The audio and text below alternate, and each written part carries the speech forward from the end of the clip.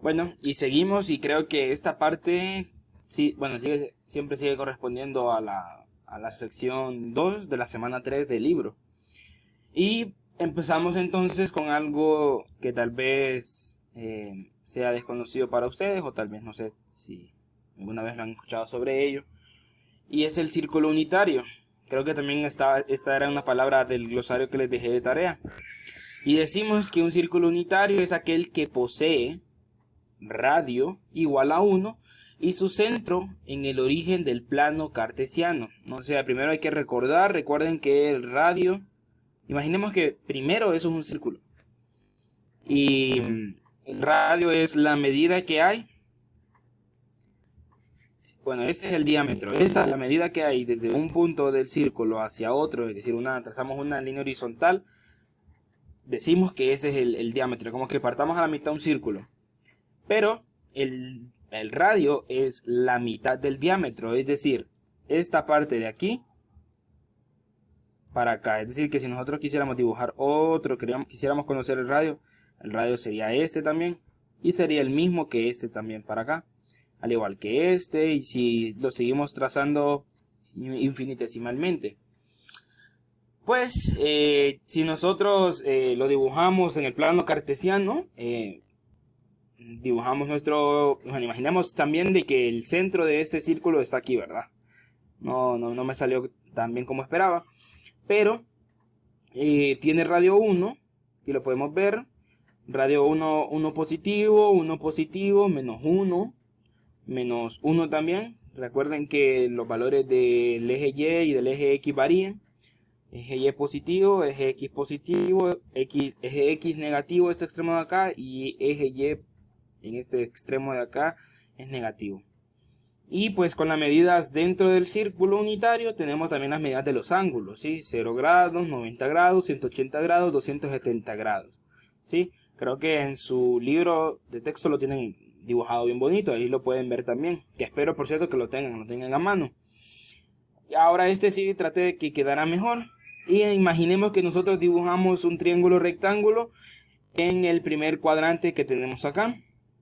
Le asignamos un valor a un ángulo, en este caso el ángulo alfa. Tenemos el eje Y, porque miren que este eje que está acá es paralelo a este eje que está acá. Entonces podemos llamarlo como eje Y, bueno, cateto Y. Y este que está acá, en la base del triángulo del cateto adyacente al ángulo, se conoce como X, ¿sí? Porque si ustedes se fijan, está dibujado en el eje X.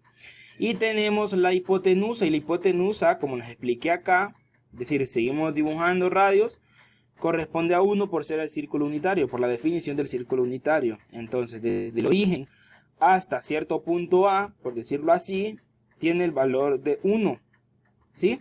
Si nosotros calculáramos, por ejemplo, la función seno, coseno y la función tangente del ángulo alfa, este ángulo que tenemos acá, sería entonces como el seno del ángulo, perdón, es igual al lado opuesto entre la hipotenusa. El lado opuesto, en este caso, ¿a qué corresponde? El lado opuesto del ángulo, recuerden que el ángulo opuesto siempre es aquel que va a estar enfrente de nuestro ángulo. En este caso, el lado opuesto es Y. Y nuestra hipotenusa es 1, ¿sí? Y entonces nos queda como Y entre 1, sustituimos, y Y entre 1 es igual a Y. Ahora, para el coseno del ángulo es el lado adyacente entre la hipotenusa. ¿Quién es nuestro lado adyacente? Es el lado que está unido a nuestro ángulo. Este es nuestro lado adyacente, el que está dibujado en el eje X, el cateto que está dibujado en el eje X, ¿sí? Por ende, es X, bueno, colocamos en vez del lado adyacente, colocamos X. Entre la hipotenusa y la hipotenusa es 1, y X entre 1 es igual a X, ¿sí? Y a partir de estas dos relaciones, nosotros podemos encontrar también lo que es la tangente. La tangente del ángulo es el lado opuesto entre el lado adyacente. Y a que es esto igual, el lado opuesto ya vimos que es Y, y el lado adyacente ya vimos que es X.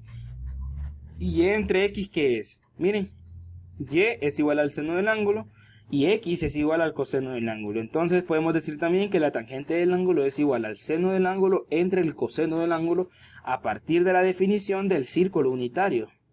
Este círculo que tenemos acá lo podemos ver aquí más con una mejor resolución y más bonito. ¿Sí? Tenemos el eje Y, tenemos el eje X, la hipotenusa, el ángulo y nuestro ángulo rectángulo, nuestro ángulo de 90 grados.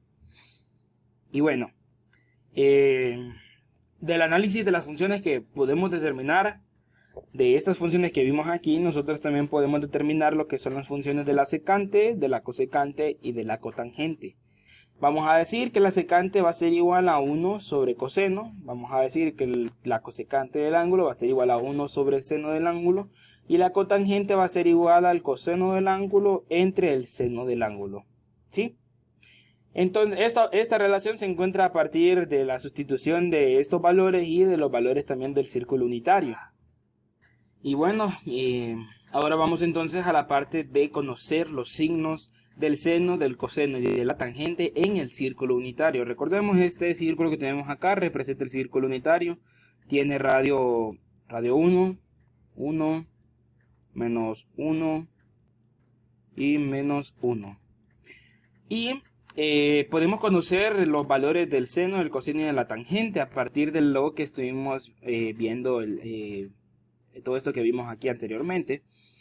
Y bueno, esto es como más conociendo, es decir, aprendiéndolo, memorizándolo, que se va a recordar. Decimos entonces que en el primer cuadrante el valor del seno va a ser positivo, el valor del coseno va a ser positivo y el valor de la tangente va a ser positivo. En el segundo cuadrante el valor del seno va a ser positivo, el valor del coseno va a ser negativo y el valor de la tangente va a ser negativo. En el tercer cuadrante el valor del seno va a ser negativo, del coseno negativo y de la tangente va a ser positivo. En el cuarto cuadrante el valor del seno va a ser negativo, el valor del coseno va a ser positivo y el de la tangente va a ser negativo. Es decir que, bueno, y esto lo vamos a utilizar más adelante. Si nos dan, por ejemplo, un ángulo y nos piden calcular cuál es el seno, a partir de estos signos de cada función trigonométrica en el círculo unitario, podemos conocer el valor exacto que nos están pidiendo. Pues nosotros podemos conocer los valores, esos valores exactos a partir del análisis de ciertos valores ya establecidos para ciertos ángulos establecidos. Por ejemplo, el del 30, de 30 grados, de 45 grados y de 60 grados. Sí, pero eso les queda a ustedes de tarea de leerlo. Van a leer la página 63 y la página 64. Solo échenle un vistazo, lean, si tienen alguna duda me lo preguntan. Es más memorístico, pero al final lo que nosotros usualmente hacemos es calcular los valores del seno, del coseno y de la tangente de un ángulo utilizando lo que es la calculadora y analizando el signo del ángulo que a nosotros nos estén dando. Por ejemplo, entonces acá nos piden determinar el valor del seno, del coseno y de la tangente para los siguientes ángulos. Nos piden primero para A 225 grados. Bueno, y nos piden calcular el seno, el coseno y la tangente de 225 grados. Primero lo que tenemos que hacer es ubicar el ángulo. Y como el ángulo es positivo, por ende se analiza en contra de las manecillas del reloj. Significa que entre 180 y entre 270 en el tercer cuadrante tiene que estar entonces ese ángulo que nos están dando, 225, ¿sí? Ahora bien, recuerden que si está en el tercer cuadrante tenemos que considerar esto. Significa que en la calculadora, si tienen una calculadora científica, van a colocar seno de negativo 225. Aquí me olvido, lo siento. Seno de negativo 225. Coseno de negativo 225. Y la tangente en el tercer cuadrante es igual a, es positivo. Entonces decimos que la tangente de 225 va a ser igual a 1. Ahora para el inciso B, 175 grados. Bueno, dibujamos el plano cartesiano, dibujamos nuestro ángulo, está entre 90 y 180, por ende está en el segundo cuadrante. Analizamos el signo del ángulo en ese cuadrante para el seno, el coseno y la tangente. Bueno, para el seno, en el segundo cuadrante es positivo, para el coseno negativo y para la tangente negativo. Bueno, seno positivo, coseno negativo y tangente negativo. Así de esa manera lo van a colocar en su calculadora y les va a dar un valor. Estos ahí ya están calculados. Y ahora para el seno, el coseno y la tangente de 27 grados. Analizamos los signos para este ángulo. Bueno, primero lo dibujamos, ¿verdad? Y está entre el cuadrante 0 y 90, que es el primero. Y en el primero todas son positivas, por ende solamente ponemos seno de 27 grados, coseno de 27 grados, tangente de 27 grados. Y nos va a dar un valor. Recuerden analizar esto individualmente. Primero, seno de 27 grados es igual, le va a dar un valor. Coseno de 27 les va a dar un valor. Tangente de 27 les va a dar un valor. Y así para cualquier ángulo que ustedes les estén pidiendo. Ahora vamos entonces ya casi para concluir con la sección 3 y de la semana 3. Y es lo que conocemos como radián. El radián es otra forma de medir ángulos. Ya no utilizamos grados, sino que utilizamos la palabra radián o radianes.